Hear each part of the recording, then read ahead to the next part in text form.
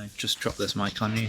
Are you filming me, or is it audio? Film? Yeah, it's just audio. Just audio. Stick it in there. Is it a magnet? What's it do? How does it attach? Well, it's just a clip. Oh, clip. You're not magnetic. Anyway, you want to interview me? Yes. What do you want to know? Today I'm interviewing Tim Slack. He is the current director of NFD. I'm the chair of NFD. Chair of NFD, not director of NFD. The chair of NFD. I come from a background of regeneration and youth and community work. It's my background. Right. I also run a company with Suzanne, Appreciating People. And you also live up at Marksey, which is a kind of community project, in a sense. Loosely, an organic project, I would say. It's a kind of micro hamlet that likes working with each other, really. And how did you come into this community? Well, I first discovered it at Findhorn in 1974 when I was at college trained to be a youth worker. My thesis at college was looking at self-sufficient communities, and Findhorn was on the list. I didn't come, I read all about it at that time. And then go forward 2005, and I met my wife, Suzanne, Quinney. And Suzanne, who had been here in the 90s, we came up very early on. I really liked it. And then every year we'd visit, and then friendships built here, and so we decided to move here in 2019. So hence we bought a house in Marksey and got involved as you would do. Suzanne was already involved with the community and friendships, and that's how we got involved. And then early on in that time here, I met with Mark Anderson and one or two other people like Simon Stedman, and I was asked to help Findhorn Foundation move its staff to being, accommodation and allowance to paid staff. So I worked on that for a while. And then Mark Anderson said, could I join the board of NFD to help the NFD become a bit more entrepreneurial, a bit more to do some of the changes. So that's what happened there. So then I worked with Alec, and then 2 years ago, Alec stepped down and I became chair. I became what they call executive chair of the NFD, which is what I do now. So you've had you never really part of the foundation as such. No, never have been. Did you do Experience Week or anything? I did Experience Week, and I've worked closely with the foundation people, but I was really at the end of that, where even Suzanne had never been a foundation member. She's always been an employee of the foundation, an exterior employee, but she was closely involved, yeah. And the curious fact of all these factoid is that my father served with Peter Caddy in Burma in the World War II. I've got letters between Peter Caddy and my father about travelling together into Tibet in 1945. So that's where there was an odd connection there. So that's what, and I was always very keen about. I've been always very keen about the contemplative traditions in faith practices, and also keen about eco and I liked some of the way that Findhorn had developed. And also being half Scottish, even though I grew up in London, Liverpool most of my life. My mum's Scottish, and suddenly coming here was like a rebirth of my Scottishness. So you've been connected since the 70s, and then you moved here in 2019. You've been much more part of this most recent wave of changes in the park. That's been my biggest thing, really. I took on the chair role about 4 months or 5 months before Terry Gilby arrived.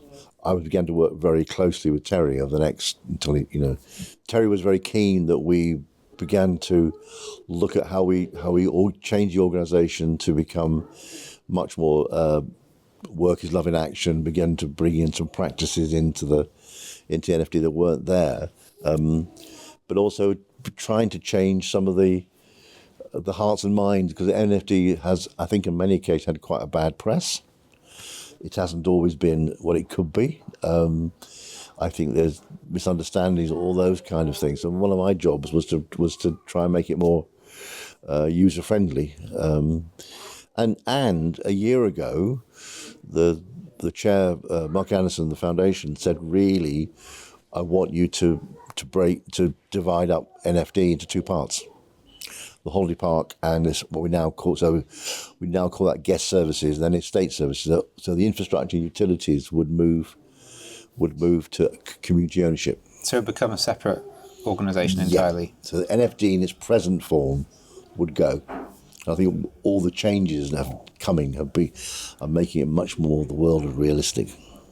And ever since COVID happened, it seems like everything's shifting. Every organisation's reviewing their policies and strategy and everything. That's interesting because I read a report. I never found it, which was 2018, so it's before COVID. And what it said in that report was there was a £3 to £5 million repair bill for NFD, for the whole of the park. That includes any organisation or building, including Quinney Hill. Yeah, including Quinney. For the foundation, all their buildings have £3 to £4 million or £5 million repair bill, maintenance bill. Also, in the same report, there was the figures coming for Experience Week, or the income coming from courses was reducing. Now, is that year on year? Each year? Yeah. There was you could see a reduction. Then, of course, Brexit kicked in and COVID kicked in and accelerated it. So I'm not saying. What I'm saying is, COVID and Brexit certainly had a big effect, but it wasn't. It was triggering much earlier. It's a bit like a bridge that's getting more rotten each year, and then someone kicks it. It's like that kind of final. That. Now, and there's a whole set of good reasons may not happen, priorities, etc. I'm not putting in. I wasn't here, but I think you could see a pattern. And maybe the job's too big, I don't know. But I think it's just that it just wasn't on the radar, or too difficult, or what, I don't know. Well, I think the foundation was quite a sort of insular bubble of a group of people. So by looking inward rather than looking outward, they were missing these things, I think. Because one of the things I did when I came here in 2019, I went and read the 3 biographies, Peter Caddy, Eileen and Dorothy. Which was just sitting behind, actually, because we're in the lower foyer of the Universal Hall. Just look at the 3 faces up there. 3 faces, yeah. I read them to give me some context. And one thing that struck me, I think it was an island more, because I couldn't always differentiate between the two of them, was the intention was that people came here for a year or 2 years, then went out and served the world. That suddenly began to go because people want to live here. And community, and I wonder whether that's led to an insularity, or one of the factors. And I think some people come here, and it's a judgment, and I may be wrong, to escape from the world. Some who feel this is a place they can feel safe in, and that's a good reason to. I think there's some genuine challenges of an ageing community. Retirement, the joke is the retirement village, but that's how it is at the moment. So I think there's some challenges there's a danger of looking from the past, and the future's different. What made Findhorn unique is in the wider world that the uniqueness is less. There's similar things out there. What would you like to see the park become more like, in maybe attitude or physically, or? Make it easy. I think physically it needs to upgrade itself completely and join the 21st century. In terms of building, accommodation, etc. What does that look like? Better for example, insulated? if you're building new buildings for accommodation for courses or workshops, the bedrooms are going to be en suite, technical or high quality. Not shared rooms. Yeah. You need to look at the food offer. This is where I'll be contentious. I don't see how the community in its current financial and everything else arrangements can afford to have a community centre. Because I know the level of subsidy it had when it was in the foundation. This is a village of 300 people. Is it going to attract world conferences? No, the world's changed. If it is, it'll be a different kind of event. And also the whole legislation around B&Bs has shifted, which meant it's much harder now. It's much harder. We know that from the Only Park. Yeah. I think and this is where I think is my kind of background in youth and community work would indicate, there is a genuine concern here that there's no young people. That's a myth. There are lots of young people. They're not necessarily, no one's sitting down and asking what they want. Like, why can't they join committees and boards? Well, it's true that they're invisible. If you go to an NFA meeting, you won't see the young people aren't there. No. But if I go and talk to you or to Sarah, or go and talk to Finley upstairs, or the groups of young people I see on a Friday night here, and I know they in Forest or here, and they come and they want to get engaged with this, but no one sat down with them and said, "How actually? What do you need us to do?" Oh, the answer is accommodation. Well, is it? I don't know. Well, accommodation, job opportunities. Yeah, there were job opportunities. And one of the things we need to challenge here is a thing called poverty consciousness, which is that people we can't pay people, we want volunteers, we can only pay them living wage. Well, I said this last week in a meeting.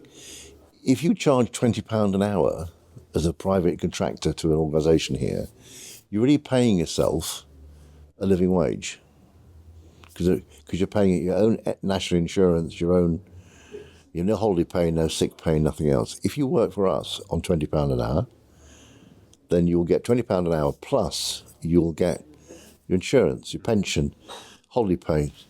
Big difference. So we need to create employment for people that's real and financially correct. And accommodation, that's a challenge, but we need a more affordable housing or short stay accommodation. People can do winter here. And I think one of the possible great developments could be a form of intern. A young person comes here for 12 months. They get a good allowance, and it's not free. They get an allowance, and they get their accommodation. They get a program of work. I think that would be a great thing to do. And I certainly would support that. But I think be realistic. Is that why would a young person want to be aboard of people in their over 70s? What's exciting about it? But there are lots of youngish people around under 30. But is their voice heard because you haven't asked them? So that's my contentious thing. Because we lost a lot of people when Brexit happened. Yeah. And then visa controls became much tighter, so people couldn't just freely come from Europe. But I think that all of these people who came from around the world, the younger people, were almost like an economic resource, because they were here for the novelty of being in another country and a new environment and things. And then they brought their skills. But when that stopped, we lost that. I think one of the biggest... There was some work done I think it was 2004 and 5, I'm not sure exactly what year it was, but they looked at the impact of Findhorn on the economy of Moray. And that was a phenomenal exercise. And if you look now, certainly my travels up here, the number of people who have either come here because it's near Findhorn, or gone through some level of experience at Findhorn, who are engaged with businesses, projects, development stuff is amazing. So in terms of a regenerative influence for a county, Findhorn has had a remarkable effect. And it's a major tourist attraction. We get at Holy Park, was it last calendar year, we got 10,000 visitors. This year it's about 8.5 to 9. And we need to invest into Holy Park more to get better accommodation. But having worked in the community, various community groups here, with people, I notice, my observations are, and I come from working in communities all over UK, mainly in areas of disadvantage, but there aren't many boundaries for people, time boundaries. There's a danger of opinion, and there's a lack of curiosity. But equally, and I would say this very clearly, 80% of the people here are unbelievable. They make a massive difference to the world. The conversations we have, the opinion, they're just fantastic. But there is a percentage who make life really difficult. And I think because my opinion, and this is an opinion of mine, is they don't necessarily self-reflect on what they're saying. And there is a danger, and for being critical, there's a danger of the land of entitlement. We're entitled to this. And you go, I'm not sure about that one. But it's against, if you look at an event like this week, the John Philip Newell talks, or the Winter Gathering, or the Artist Hunt, they're all fantastic things. The work that Lara Passetti does, for example, and the cafe here at the start, they're all good stuff, but there is this kind of negative force, which is a bit of a challenge, but I do see changes. It feels like since the whole foundation lifestyle world disappeared around 2023 or whenever it was, it feels like almost like a dream that's fading. You know, there's memories of the CC and the Quinney are sort of echoing, but some people are still living in that world. That's the physical structures no longer exist, but they still live in it. And other people I think that's very clear. I think that's very true. It's never been part of my. I think one of the great things that Findhorn does do, which came out of COVID in one way, is Teze. The Teze online, which came out, which continued. The Teze here, the work that Barbara and others, I think that's a phenomenal gift to the world. I think it's magical. There's lots of magical stuff here.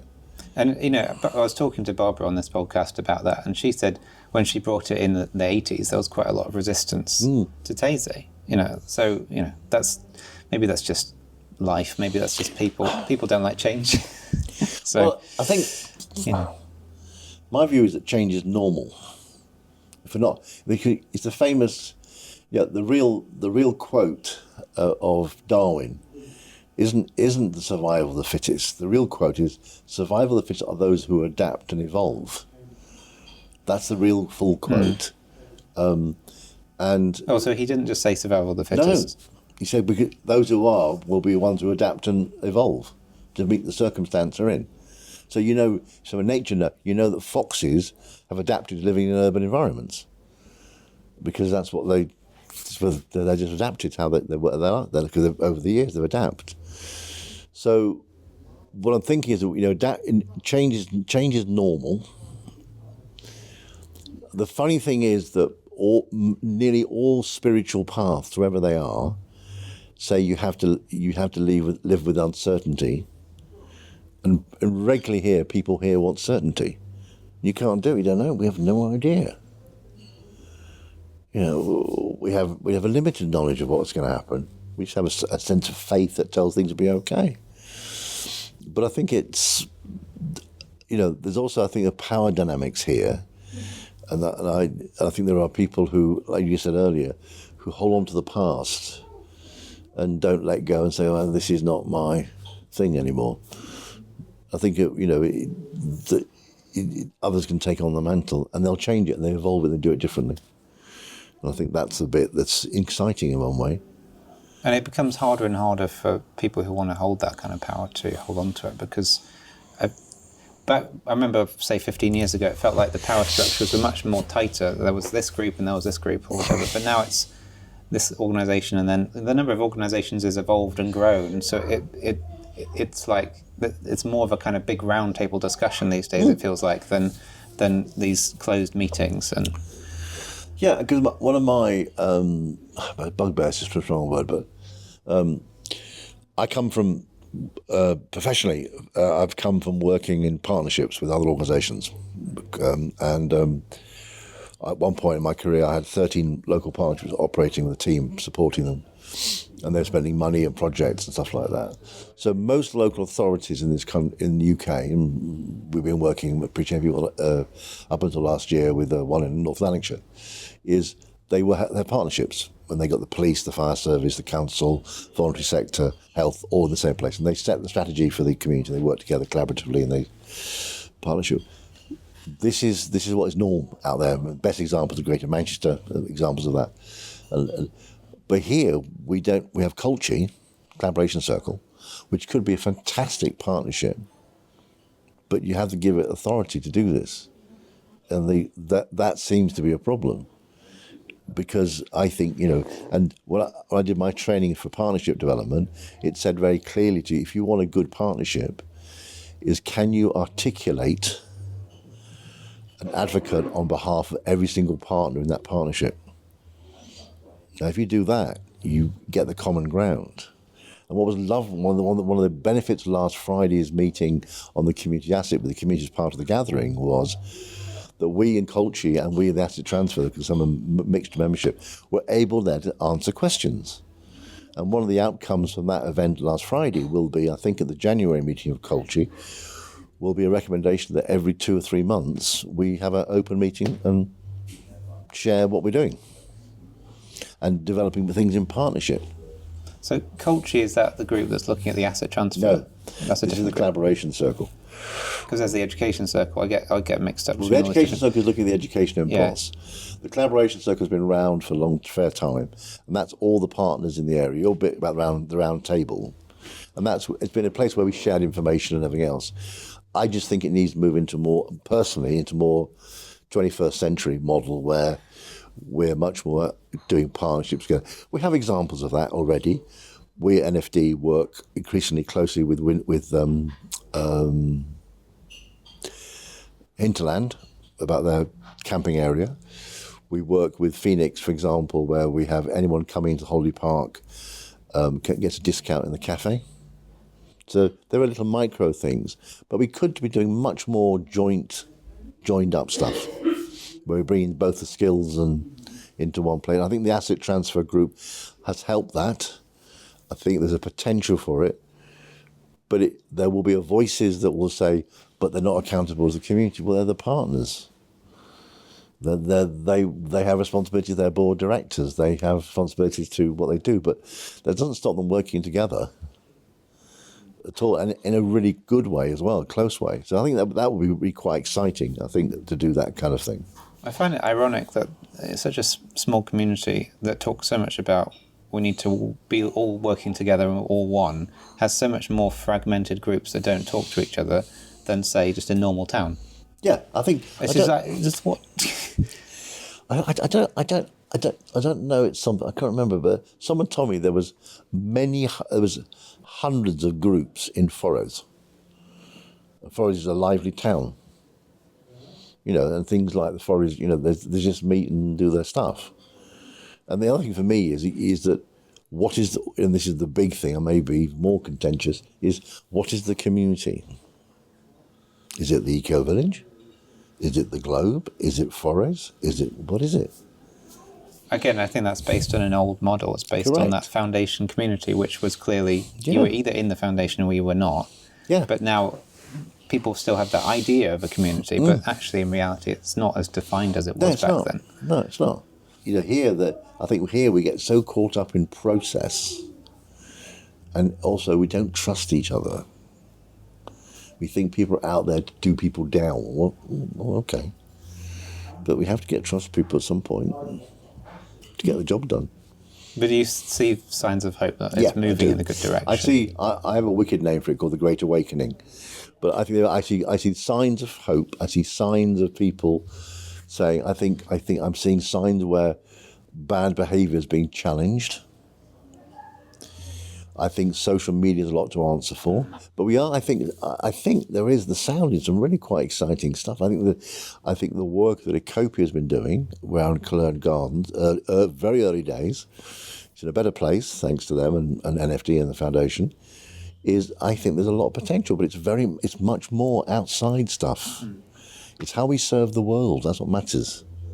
There is this thing called the donut effect, which you get with cities, which is that people build these beautiful new houses on the outside and then the middle kind of decays. Yep. And I think it also happens with religions as well. You see people get excited about religion, like how Buddhism moved from India and into China and then declined in India and then moved on to Japan and then declined in China and then moved on to the West and declined in Japan. So it sort of spreads outwards and then this kind of donut effect. You can see in the park, the central area, which was the core part of the community, has kind of just become a dead area now, and everything's built on the outskirts. Yeah, I think one of the groups has kind of helped that greatly to reverse that. Has been the Friends of Park Garden, which is a small voluntary group of gardeners with the support from NFD and the foundation, has actually improved some of these green spaces considerably in a short period of time because they're thinking about it in a holistic way. But I think you're right. I mean, the donut effect is quite known. I mean, I think that's what... A very good example of it is in terms of here. If you look at Elgin epitomises how not to restore the city centre of Elgin. Yes. You just, the outer housing, the outer shopping areas, all those things. Then look at Forres. Yeah. Forres is on a tipping point. Forres reaches this point where it's becoming a destination. Yeah, I'm quite excited about Forest High Street. Yeah, absolutely. From a regeneration point of view, you suddenly get this point. You've got, at least three good eating places. We've got like 2 wooden craft shops. You've got a gallery. You've got the kilt shop. Yeah. You've got there's a number of shops now. So people come from Nairn or Elgin to visit. Yeah. Findhorn, to visit Forest. Because they can get a cup of coffee, go look at the kilt shop, go look at the wood shop, wander around, get a few things, hop down to Macbeth's, go to the bookshop. I mean, it's all these kind of things. So it's like I have this thing sometimes here. If we ever thought we are going to think about changing the food offer in La Bohème, then they say, "Oh, you'll stop the cafe." Well, in regeneration terms, if you have a street full of cafes, you put 3 or 4 cafes together. That's great. The idea of only have one doesn't work. If you have 3 or 4, people come, let's go there and just go and There's an Indian, there's a Chinese, I don't want to go to one street where there's only a Chinese and that's it. Chinese food or nothing. Well, that's right. So you have to look at this. How do you look at an area like the Donut? And Liverpool did this greatly. Is how do you look at those areas? What do you need to bring in? And what happens is, if you've got an area like a big inner city area, or ex-docks, something like that, you encourage low-cost workshops, cheap accommodation. You encourage a whole set of situations. Then the people income those little micro businesses, the micro things. The danger comes and it gets gentrified.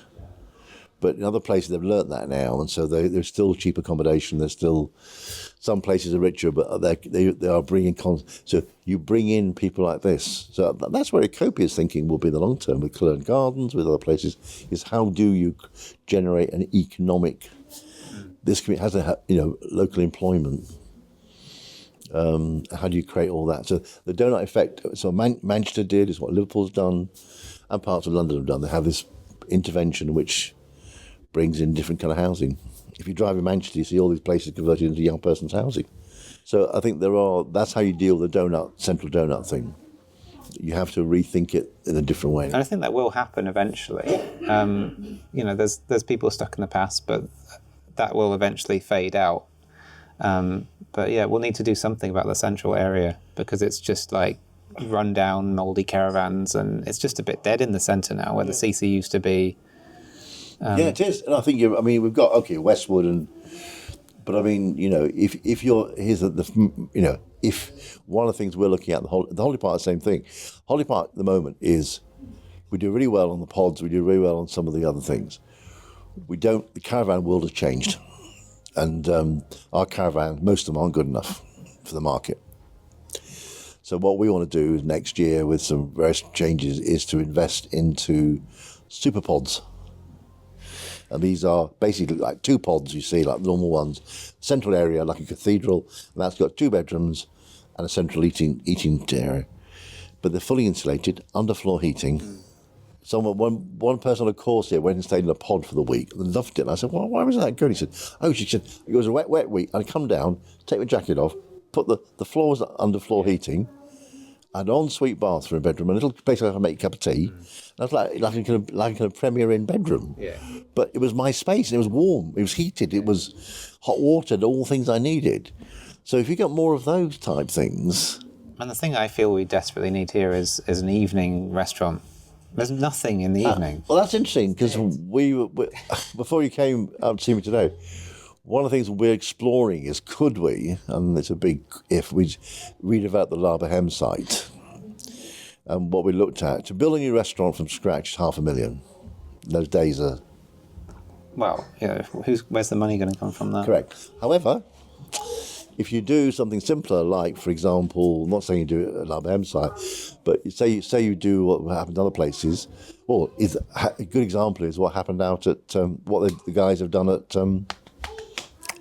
Bootleggers Bothy. Yeah. Same thing. There's the ship's containers. What I would do is get a container which is a kitchen, clad that in wood, so it looks quite attractive, then put next to it a very good wooden gazebo, heated and light. And then mostly peak season, you could be able to produce meals there, sit outside. And we've got heaters in the roof, and there's a trick I've seen, there's an IV10 over in Fortrose, where they've taken 2 garden sheds insulated them and put dining room tables inside them so that a 6-person private dining in a heated space. They get their food and go. So I think those kind of thinking, which is the kind of advanced pop-up shop. We need to also, though, as a community in general, need to let go of the idea that the CC is just going to come back next year. Yeah, absolutely. It's like we need initially just a small eating place in the evenings. The CC is not going to come back for years. If it ever does. Yeah. I mean, why should it come back? When have you got who's going to run it? Who's going to pay for it? It's like the Sanctuary. Sanctuary is fantastic, but how does it pay for itself in years to come?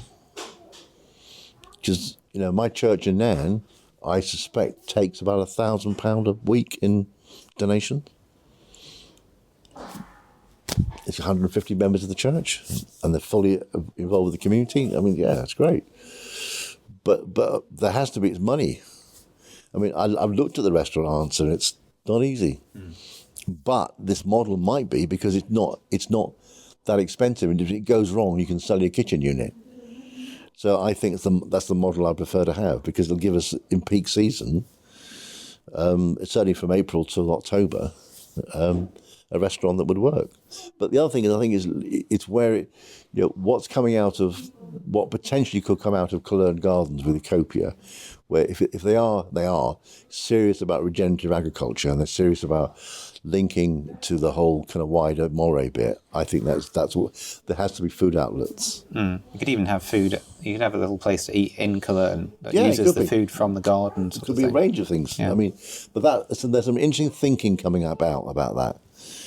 The question is sometimes when someone talked about, the question is, you need to give people the chance to have a go at it, and don't put no, you can't do it. Yeah.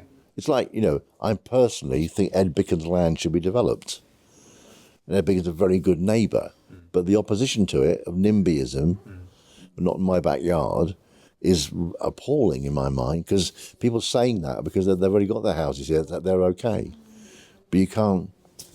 It's happened in Rafford. There's opposition to the new housing in Rafford, but people who have bought their houses that built in the 1970s that have been opposed by the previous residents. So it's just human nature. Yeah, but we won't. But this community, and I love some of the thinking coming out of PET and stuff about heritage education. This has to be a tourist attraction. It has to have no community. And you're picking up the donut effect. No community, be it inner city or anything else, cannot operate without economic regeneration. Unless you've got the jobs, people go outer. Or unless you make trendy, living in the inner cities trendy, with your cafes and your shops and your stuff like that. That's how you do it. It's funny how perception can change around things. So I know someone who lives in Portugal, and in the city, she decided to live in the centre, and all her friends were like, oh, why do you want to live in that rundown middle of the city thing?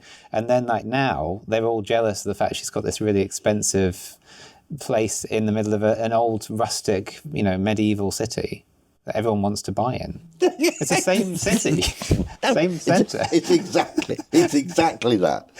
If we had, and that's what happened here. It was a rundown. Well, it was a caravan park. It was a sand, and no one wanted to. It's very cheap to buy, and then everyone wanted to live here. Yeah, exactly the same thing. And you got to. But when you do that, it's a social engineering term. You've got to do it in a way that says, these are the private housing, and these are the housing we need for young people of a short stay, or for emergency, or for key workers, and you have to think about that.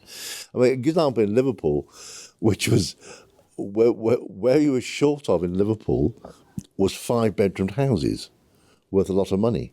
Short of? Yeah. But no one was building 5-bedroom houses. Well, I wouldn't think to build 5-bedroom because they're moving outside the Liverpool area. The people who bought these, and the council was losing its council tax.